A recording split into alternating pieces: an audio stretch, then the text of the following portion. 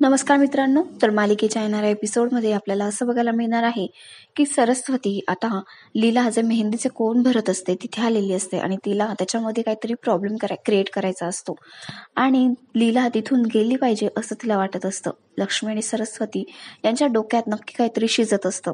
ह्या लग्नाच्या कार्यक्रमात काहीतरी प्रॉब्लेम व्हायला हवा, गडबड गोंधळ व्हायला हवा असं त्यांना वाटत असतं. सगळं व्यवस्थित अजिबात पार पाडू नये अशी त्यांची इच्छा असते आणि म्हणूनच सरस्वती आता लीलाकडे आलेली असते. लीला मेहंदीचे कोण भरत असते आणि सरस्वती तिला तिथून जाण्यासाठी सांगत असते आणि रेवतीला बोलवून आण असं सांगत असते.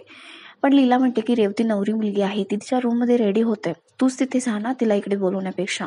सरस्वती मात्र काही ऐकत नसते. आता सरस्वती म्हणते की लीला आई हे घ्या माझ्याकडून हे कडे रेवतीसाठी. तेवढ्यात लीला म्हणते तुझ्याकडून आज कस काय? तेवढ्यात सरस्वती म्हणते मला द्यावे वाटले मनापासून म्हणून देते मी. मग लीला म्हणते तूच देऊ नये ना जाऊन तिला.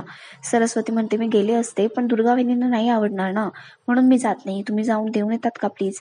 लीलाला आता संशय आलेला असतो की नक्की काहीतरी यांच्या डोक्यामध्ये शिस्त आहे. लीला म्हणते तुझा काही प्लॅन तर नाही ना याच्या मागे. तेवढ्यात सरस्वती म्हणते नाही, मला खरंच खूप मनापासून तिला द्यावेसे वाटतात, तुम्ही जाऊन देऊन या.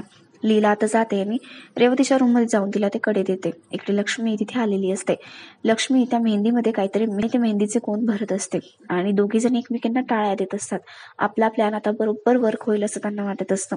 त्या मेहंदीमध्ये त्यांनी जे मिक्स केलेलं असतं ती मेहंदी लावल्यानंतर रेवतीला नक्कीच काहीतरी त्रास होणार असतो, कारण त्यांनी काहीतरी जाणून बुजून त्यात टाकलेलं असतं.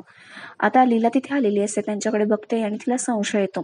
पण लक्ष्मी सरस्वती असं दाखवतात की त्यांनी काहीच केलेलं नाहीये आणि लीलाकडे ते मेहंदी सुकवून देतात आणि तिथून निघून जातात. तर मग बघूया लीलाला आता त्यांच्या प्लॅन विषयी समजतंय का आणि रेवतीला त्याच्यापासून कसा त्रास होतोय ते. अशाच इंटरेस्टिंग अपडेटसाठी तुम्ही आमच्या चॅनलला नक्की सबस्क्राईब करा. धन्यवाद.